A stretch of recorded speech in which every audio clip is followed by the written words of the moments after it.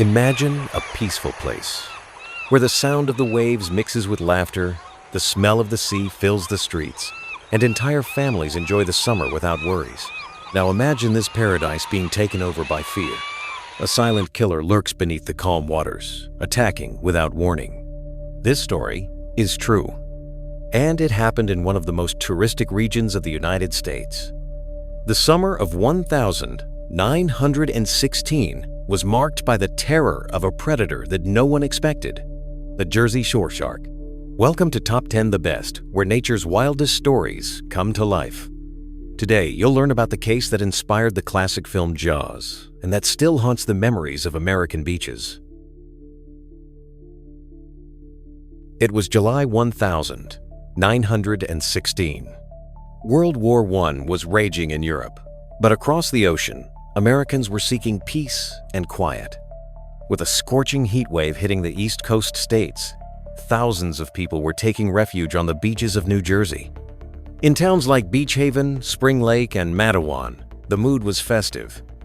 Men wore old-fashioned bathing suits, women paraded with umbrellas, and children ran along the shores of the Atlantic.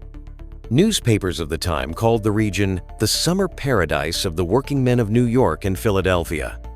The sea was seen as a safe place, until that year. We always swam after lunch. No one talked about sharks. It was like being afraid of ghosts. When the boy was attacked, I thought it was a joke. Then I saw the blood, and I never went in the water again. Fear grew with each wave.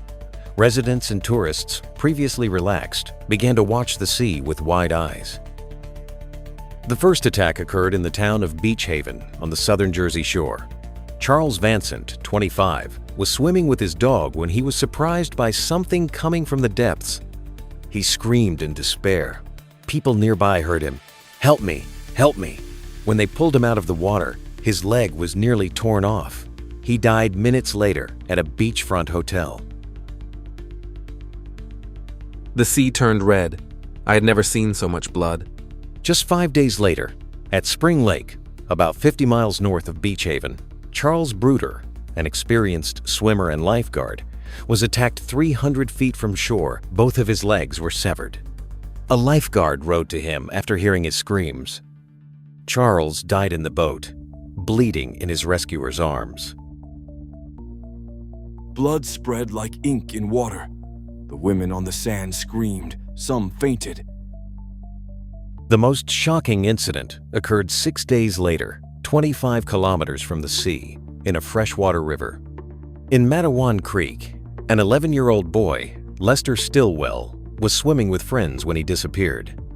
The boys ran through the town shouting, "Lester has been pulled by a monster." A resident, Stanley Fisher, dove in to try to retrieve the body. He too was brutally attacked. He managed to be pulled from the water, but died hours later in hospital.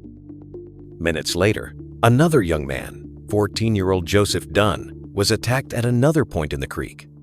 He survived but was seriously injured. Today, near the place where people were attacked in the river, there is an urban painting remembering what happened in 1916. Panic spread across the United States.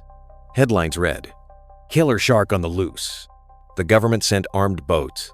Thousands of civilians and fishermen joined forces to hunt the creature.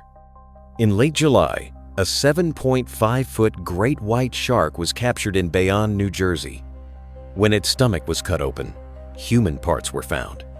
But to this day, some say we've never been sure who was really responsible. The 1916 attacks changed the way we view the ocean forever. They created the fear we know today and inspired the creation of a cinema icon, Jaws. The predator was eliminated, but the fear, that lives on. Would you dare dive into these waters today?